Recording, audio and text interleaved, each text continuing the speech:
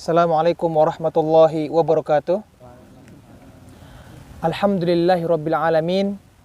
Wassalatu wassalamu ala ashrafil anbiya'i wal mursalin, nabiyina Muhammadin wa ala alihi wa ashabihi ajma'in. Pertama-tama kita ucapkan puji dan syukur kepada Allah Subhanahu wa taala atas segala nikmat yang Allah berikan kepada kita semuanya, sehingga kita bisa berkumpul di hari yang begitu indah ini, di tempat yang begitu menyenangkan ini.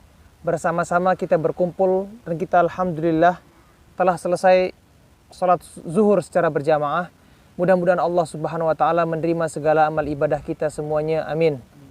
Kemudian yang kedua, tidak lupa saya ucapkan banyak terima kasih kepada Presiden KIPAS khususnya Bapak Ubay dan seluruh bapak-bapak yang lainnya atas kehadiran dan berkumpulnya kita bersama-sama di tempat ini dalam acara KIPAS 3-in-1. Mudah-mudahan Allah Subhanahu wa taala memberkahi acara kita yang dimana kita bersilaturahmi di hari ini, dan mudah-mudahan Allah Subhanahu wa taala mempererat hubungan persaudaraan kita semuanya, dan mudah-mudahan Allah Subhanahu wa taala memberikan kebahagiaan kepada kita di dunia dan di akhirat. Pada kesempatan kali ini saya ingin sedikit berbicara tentang suatu topik yang sangat penting kita ketahui terkait dengan keberadaan kita yang ada di dunia ini, di mana Allah Subhanahu wa taala menciptakan umat manusia untuk diberi uji. Allah Subhanahu wa taala berfirman dalam Al-Qur'an, "Walaqad khalaqnal insana fi kabad." Telah kami ciptakan manusia itu di dalam ujian. Dalam ayat yang lainnya Allah Subhanahu wa taala berfirman, "Huwallazi khalaqal mauta wal hayata liyabluwakum ayyukum ahsanu amala." Dialah zat, yaitu dialah Allah yang menciptakan hidup dan mati untuk menguji kalian siapa yang lebih baik amalannya. Oleh karenanya, hadirin yang dirahmati oleh Allah, ujian pastilah datang kepada kita semuanya. Akan tapi yang perlu menjadi perhatian adalah bagaimana kita sebagai umat Nabi Muhammad SAW menyikapi ujian yang menimpa kita, menyikapi problem yang datang kepada kita, bagaimana kita melewatinya, bagaimana kita menghadapinya sesuai dengan apa yang diridhoi oleh Allah Subhanahu wa taala. Ujian akan datang baik itu berupa kesenangan ataupun berupa kesedihan. Allah Subhanahu wa taala berfirman, "Walanabluwannakum bisyarri wal khairi fitnah." Akan kami uji kalian dengan keburukan ataupun dengan kebahagiaan, yang dua-duanya itu merupakan ujian. Orang diberikan kesusahan oleh Allah Subhanahu wa taala, baik itu berupa penyakit, kurangnya harta benda, terjadi problem dengan orang yang lainnya, maka itu merupakan ujian. Begitu juga sebaliknya. Ketika Allah memberikan kita kenikmatan, harta yang berlimpah, kesehatan, kemudian kenikmatan-kenikmatan yang lainnya, maka itu semua juga merupakan ujian. Allah melihat apakah kita ketika menyikapi nikmat tersebut kita bersyukur, ataukah kita ketika menyikapi nikmat tersebut kita malah menjadi kufur. Dan ketika kita mendapatkan musibah, apa kita akan menjadi orang yang sabar dan bukan menjadi orang yang justru malah tidak sabar. Oleh karenanya akan saya jelaskan secara singkat, ada beberapa kiat yang diajarkan oleh Rasulullah SAW bagaimana cara kita bisa melewati ujian tersebut dengan bantuan Allah Subhanahu wa taala. Seseorang yang mengetahui ujian yang menimpa dirinya dan dia mengetahui bahwasanya itu datangnya dari Allah Subhanahu wa taala dan telah ditetapkan oleh Allah Subhanahu wa taala dan tidak mungkin berubah apa yang merupakan ketetapan dari Allah Subhanahu wa taala, maka ia akan merasa tenang hatinya. Allah Subhanahu wa taala telah menuliskan takdir umat manusia bahkan 50.000 tahun sebelum diciptakannya manusia. Sebagaimana yang Rasulullah SAW sabdakan, "Kataballahu maqadiras samawati wal ard, kataballahu maqadiral khalaik qabla an yakhluqas samawati wal ard bi khamsina alfasana." Allah telah menetapkan takdir bagi seluruh yang diciptakan oleh Allah 50.000 tahun sebelum diciptakan langit dan bumi. Ketika kita mengetahui musibah tersebut datangnya kepada kita, dan itu semua datangnya dari Allah Subhanahu wa taala, kita akan merasa tenang. Karena segala sesuatu yang ditakdirkan oleh Allah, pasti Allah berikan hikmah di baliknya. Allah menakdirkan sesuatu yang baik ataupun yang buruk, tidaklah Allah menakdirkan melainkan itu adalah takdir yang terbaik bagi kita. Dan kita sebagai umat Nabi Muhammad SAW diminta untuk beriman kepada takdir yang baik dan juga kepada takdir yang buruk. Setelah kita mengetahui bahwasanya takdir itu adalah datangnya dari Allah Subhanahu wa taala, merupakan takdir dari Allah Subhanahu wa taala, maka yakinlah bahwasanya ya, di balik ujian tersebut ada hikmah dan manfaat yang Allah ingin berikan kepada kita. Di samping ujian tersebut, ketika Allah menginginkan agar hambanya tersebut diangkat derajatnya di dunia, diampuni dosanya selama di dunia, Allah Subhanahu wa taala ya ingin juga mungkin memberikan teguran kepada umat manusia ya, agar mereka bermuhasabah diri, memperhatikan apakah mungkin ada kesalahan yang mereka kerjakan selama ini, sehingga ujian tersebut tidaklah diberikan oleh Allah Subhanahu wa taala, melainkan ada hikmah dan manfaat yang ada di dalam atau di balik ujian tersebut. Oleh karenanya para hadirin yang dirahmati Allah Subhanahu wa taala, ujian yang menimpa kita diminta kita untuk selalu berhusnuzon kepada Allah Subhanahu wa taala. Kita harus berprasangka baik bahwasanya ujian ini adalah sesuatu yang baik. Ujian ini adalah Allah Subhanahu wa taala menginginkan kebaikan kepada kita. Jangan kita suuzon kepada Allah Subhanahu wa taala. Ya, jangan begitu banyak nikmat yang Allah telah berikan kepada kita, lantas hanya dengan sebab satu ujian yang Allah berikan kepada kita membuat kita melupakan kebaikan atau ya rezeki yang telah Allah berikan kepada kita. Dan begitu juga dalam kita menyikapi kehidupan di dunia ini.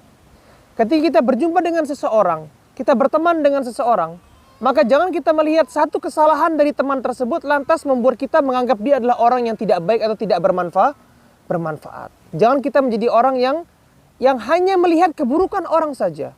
Kita melihat adalah betapa banyak kebaikan yang ia miliki. Yang dominan adalah kebaikan pada dirinya, maka itu yang menjadi tolak ukur kita ketika berteman. Begitu juga ketika kita melihat Allah Subhanahu wa taala. Kalau kita membandingkan ujian yang Allah berikan kepada kita dibandingkan dengan nikmat yang Allah berikan kepada kita, mana yang lebih banyak? Kita bisa duduk dengan nikmat di sini, bernapas dengan tenang. Kita bisa dalam keadaan tubuh yang sehat, bisa makan dengan lezat. Kita bisa berkendara dengan kendaraan yang nyaman. Kita bisa melihat anak istri kita juga berbahagia bersama kita.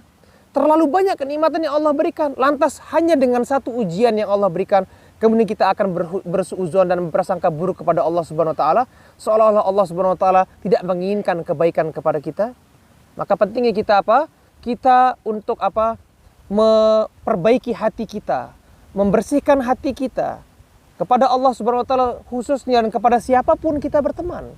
Ketika kita memiliki seorang teman yang memiliki satu kesalahan, kita maklumi kesalahannya. Jangan gara-gara satu kesalahan saya katakan tadi, kemudian begitu banyak kebaikan yang telah ia miliki, kemudian kemudian kita akan melupakan kebaikannya, malah akan kita memperbesar kesalahannya. Jangan kita menjadi seperti kata Rasulullah SAW, seperti sifatnya sebagian wanita. Kata Rasulullah SAW, di mana sebagian wanita, bukan semua wanita, sebagian wanita yang dimana mereka tidak sabar, kata Rasulullah SAW. Sebagian wanita ketika mereka mendapati suaminya berlaku kesalahan satu hal yang kecil, maka wanita tersebut akan mengatakan apa? Kata Rasulullah SAW, "Idza ahsanta ila ihdakunna dahr." Kalau engkau berbuat baik kepada istrimu sepanjang tahun, thumma ra'at minka syai'an, kemudian dia melihat atau istri itu melihat dari suaminya satu hal yang salah, maka sang istri akan mengatakan apa? "Ma ahsana ilayya qat." Suamiku tidak pernah berbuat baik kepadaku. Oleh karenanya, ya, jangan kita menjadi wanita-wanita yang seperti itu.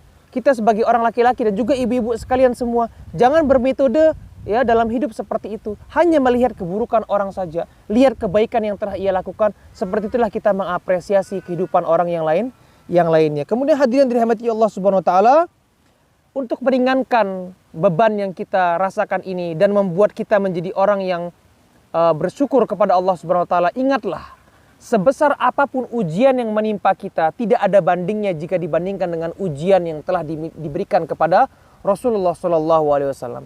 Bahkan dalam hadisnya Rasulullah menyebutkan, kalau kalian ingin merasakan ujian kalian itu menjadi lebih ringan, maka bandingkanlah ujian kalian dengan ujianku, kata Rasulullah SAW.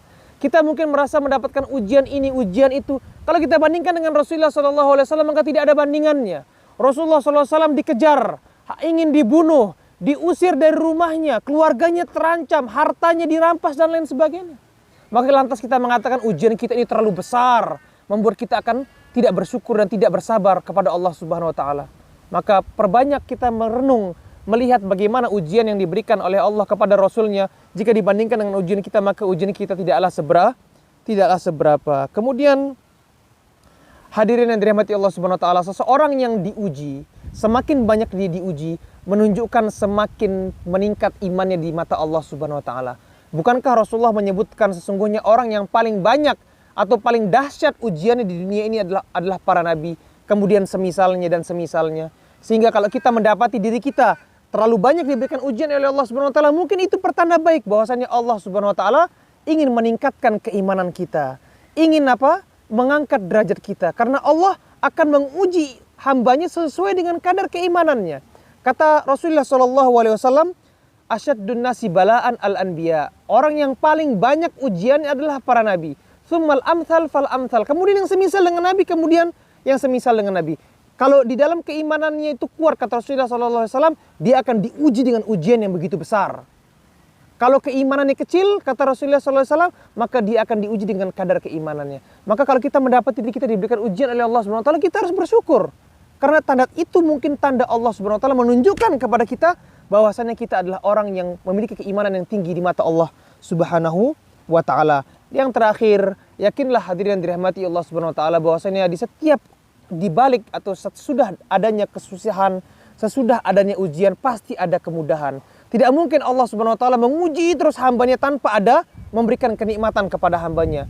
Tidak mungkin orang itu puasa terus tanpa ada lebarannya. Tidak mungkin roda itu di atas terus tanpa ada turun ke bawahnya. Maka kalau kita meyakini bahwasanya fa inna ma'al usri yusra, inna ma'al usri yusra, setiap ada satu kesulitan, ada kemudahan. Kesulitan yang sama Allah berikan dua kemudahan. Maka kalau kita meyakini hal ini, kemudahan akan datang, habis gelap terbitlah terang, ya, maka akan ringan ujian tersebut dan mudah kita lalui sebagai umat Nabi Muhammad sallallahu alaihi wasallam.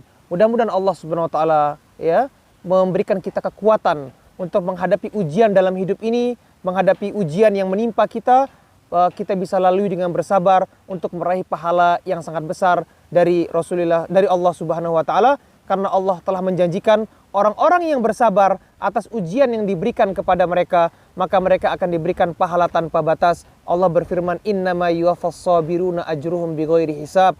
Sungguhnya orang-orang yang bersabar akan diberikan balasan pahala tanpa batas oleh Allah Subhanahu wa taala. Mudah-mudahan Allah Subhanahu wa taala memberikan kita taufik dan hidayahnya. Maka sebelum kita tutup kajian ini, kita akan berdoa, ya, mudah-mudahan Allah Subhanahu wa taala menerima segala amal ibadah kita semuanya. Allahumma aslih lana dinana alladhi huwa ismatu amrina, wa aslih lana dunyana allati fiha ma'ashuna, wa aslih lana akhiratana allati ilaiha ma'aduna, waj'alil hayata ziyadatan lana fi kulli khair, waj'alil mauta rahatan lana min kulli syarr, waj'alil fawza bil jannati wan najati minan nar. Allahumma aslih lana dinana alladhi huwa ismatu amrina, wa aslih lana dunyana allati fiha ma'ashuna, wa aslih lana akhiratana allati ilaiha ma'aduna, waj'alil hayata ziyadatan lana fi kulli khair, waj'alil mauta rahatan lana min kulli syarr, waj'alil fawza bil jannati wan najati minan nar. Rabbana ighfir lana wa liwalidina warhamhum kama rabbayana shighara. Rabbana hab lana min azwajina wa dhurriyyatina qurrata a'yun waj'alna lil muttaqina imama. Rabbana atina fid dunya hasanah wa fil akhirati hasanah wa qina adzabannar. Subhana rabbika rabbil izzati amma yasifun wa salamun alal mursalin walhamdulillahi rabbil alamin. Wassalamualaikum warahmatullahi wabarakatuh.